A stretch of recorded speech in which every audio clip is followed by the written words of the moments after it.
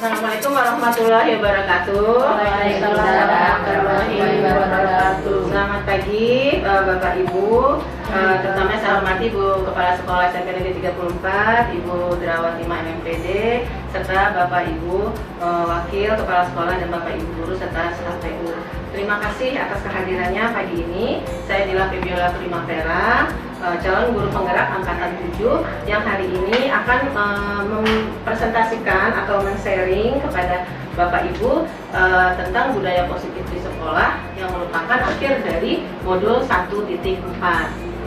Nah, baiklah Bapak dan Ibu, pertama-tama kita pasti sudah dari dulu melaksanakan budaya-budaya positif di sekolah kita, seperti mengadakan tadarus, mengadakan literasi, jumat bersih, dan lain-lain. Oke, hari ini saya akan memaparkan kembali tentang definisi dari budaya positif. Nah, definisi budaya positif ini adalah nilai-nilai atau keyakinan-keyakinan dan kebiasaan-kebiasaan di sekolah yang berpihak pada siswa atau murid agar dapat berkembang menjadi pribadi yang kritis, penuh hormat, dan bertanggung jawab. Jadi dengan mengadakan literasi, tadarus, jumat bersih, dan lain-lain, kita ingin semakin menjadikan siswa kita menjadi pribadi yang lebih bertanggung jawab serta penuh hormat dan sopan santun terhadap guru-guru di sekolah. Nah, kemudian dalam budaya positif ini ada 3 langkah yang bisa kita lakukan, yaitu yang kita sebut dengan segitiga restitusi. Oke, segitiga restitusi ini adalah langkah-langkah atau cara kita untuk memanage siswa yang melakukan pelanggaran keyakinan kelas atau pelanggaran peraturan di sekolah, terutama ada satu, menstabilkan identitas. Jadi menstabilkan identitas itu kita memberi keyakinan kepada anak, jadi tidak langsung menjudge bahwa setiap manusia itu pasti pernah melakukan kesalahan. Kemudian kita juga meyakinkan siswa atau anak bahwa kamu bukan satu-satunya yang pernah melakukan pelanggaran ini. Jadi dari awal siswa sudah merasa nyaman, maksudnya tidak terlalu takut akan kesalahan yang dia buat, sampai siswa sudah merasa tenang, sudah stabil. Kemudian kita melakukan validasi tindakan yang salah. Jadi kita mulai mengadakan pendekatan-pendekatan gitu ya, seperti bertanya, kenapa, nah apa yang terjadi, kok bisa terjadi seperti ini. Nah, kemudian menanyakan juga alasan seperti itu. Kenapa sih kok bisa teman sekelas nih apa sih bertengkar atau melakukan pelanggaran kelas. Kemudian yang ketiga, baru kita menanyakan keyakinan.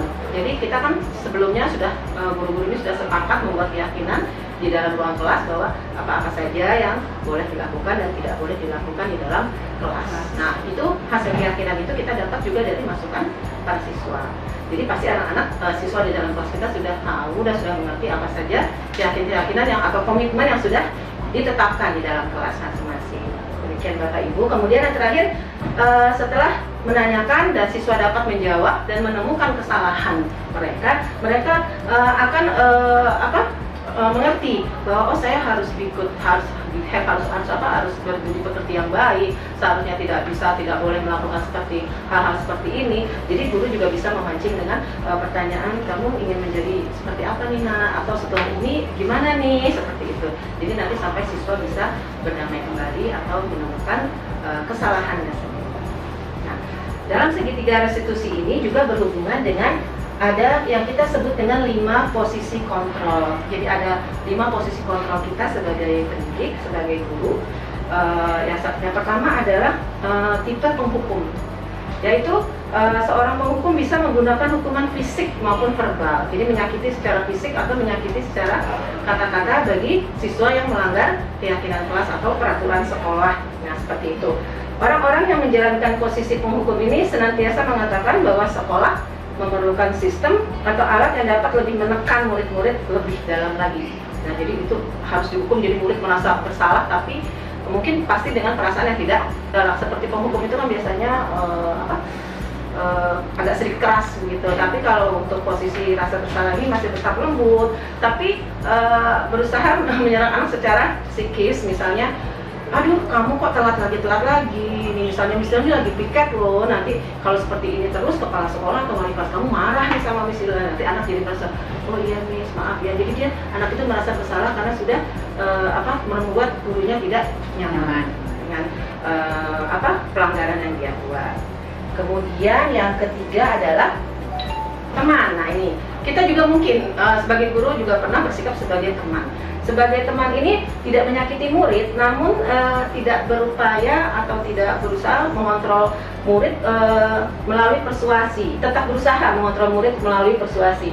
Posisi teman pada guru bisa negatif ataupun positif. Jadi kadang kita berteman ada baiknya Bapak Ibu ya ke anak-anak ini, anak merasa nyaman, merasa dekat dengan kita. Tapi ada sisi negatifnya juga. Jadi kita seolah-olah diremehkan nanti lama-kelamaan. Ya.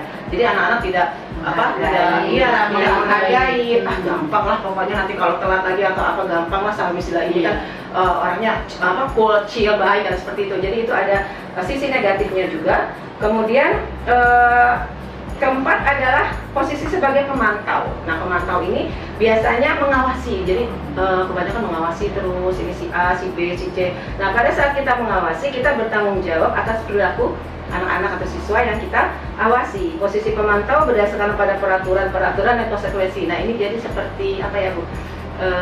Idealis atau saklek ya, bukan saklek karena harus kalau melanggar peraturan ya melanggar, kamu melanggar. Otoriter gitu ya? Ya, otoriter ya, betul. Jadi peraturannya harus tetap dipatuhi. Kalau tidak kamu melanggar, kamu salah. Seperti itu. Kamu salah. Ya, tidak boleh. Nah, ya betul Bu. Jadi dia memantau, menekan, bisa juga dengan kata lain betul Bu, menekan.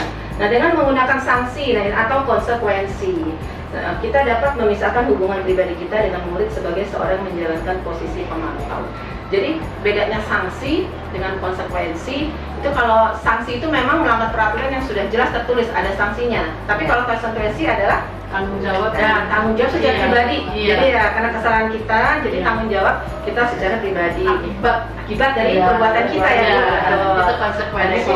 Misalnya Misalnya ada siswa mematahkan atau merusakan pulpen teman yang dipinjam. Itu konsekuensi. Ya, jadi bukan jadi bukan sanksi ya Bu. Ya, tapi kalau siswa misalnya telat datang ke sekolah, itu sanksi karena sudah jelas ada peraturan tertulisnya. Seperti itu Bapak Ibu. Dan yang terakhir adalah posisi sebagai manajer. Nah, posisi manajer ini posisi di mana guru berbuat sesuatu bersama-sama dengan murid, mempersilahkan murid mempertanggungjawabkan perilakunya, mendukung murid agar dapat menemukan solusi. Nah ini, jadi guru itu berusaha memancing agar siswa itu menyadari kesalahannya dan juga dapat mencari solusinya harusnya bagaimana, seperti itu. Kemudian seorang manajer telah memiliki keterampilan di posisi teman maupun pemantau ya, dan dengan demikian bisa juga di waktu tertentu kembali kepada kedua posisi tersebut bila diperlukan. Jadi di manajer ini bisa digabung tadi posisi sebagai teman, sebagai apalagi tadi sebagai pemantau dan lain-lain. Nah, kemudian posisi sebagai manajer ini adalah kemungkinan posisi yang ideal atau yang terbaik yang bisa kita terapkan kepada siswa. Tapi nanti saya mohon sharing dan diskusinya kita bersama-sama. Nah, seperti itu Ibu Bapak. Nah, untuk posisi kontrol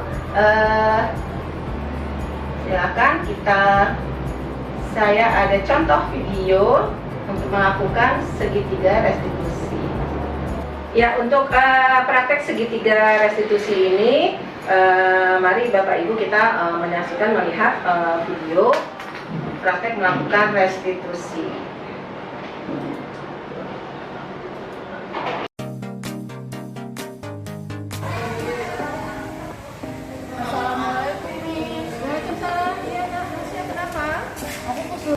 Aku kesel banget sama Alena, Miss. Kenapa kamu bisa? Dia tadi ngejambak kerudung aku sampai aku kelihatan rambut, kan malu, Miss. Loh, kok bisa? Misda juga malu ya kalau seperti itu, dijambak kerudungnya terus rambutnya kelihatan. Coba ceritakan sama Miss Dila, gimana kejadian sebenarnya? Kan aku istirahat, terus dia tiba-tiba kan bercanda-canda, terus tiba-tiba dia ngejambak kerudung aku sampai kelihatan rambut. begitu? Ya ampun, Miss Dila juga malu ya kalau kerudung kita dijambak terus kelihatan rambut. Kalau begitu nanti Miss Dila juga akan tanyakan ya pada Alena. Waalaikumsalam, Alena. Silakan duduk, Nak. Alena, bisa baru sampaikan dari Nasya, kalian harus ribut ya. Coba ceritakan kejadiannya gimana sih? Jadi awalnya kami lagi bercanda-bercanda, tiba-tiba dia ngata-ngatain saya, Miss. Dia bercandanya tapi ngatain saya bodoh gitu. Jadi saya emosi, saya tarik sebabnya. Oh begitu.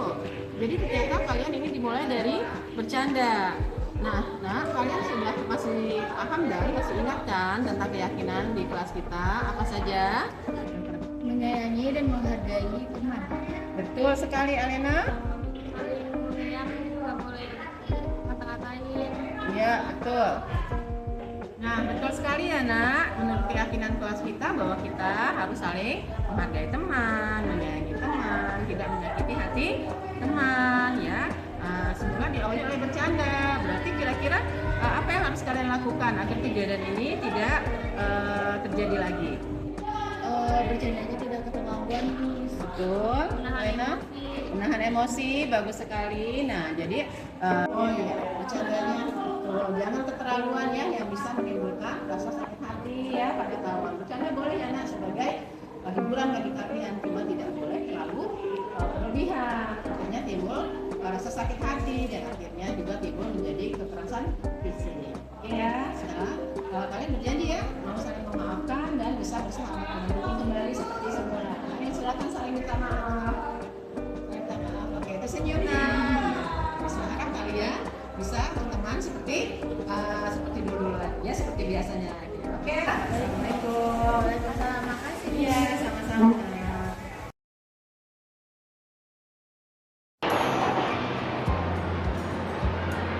Ya, jadi dalam video yang saya buat ini menggambarkan bahwa antara Rasya dengan Alana itu bertengkar. Mereka itu awalnya katanya dari bercanda. Ini Rasya ini mengadu kepada saya bahwa Alana tadi kita bercanda-canda, kemudian Alana menarik kerudung saya, Miss, sehingga rambut saya sampai kelihatan, saya malu banget, gitu kan.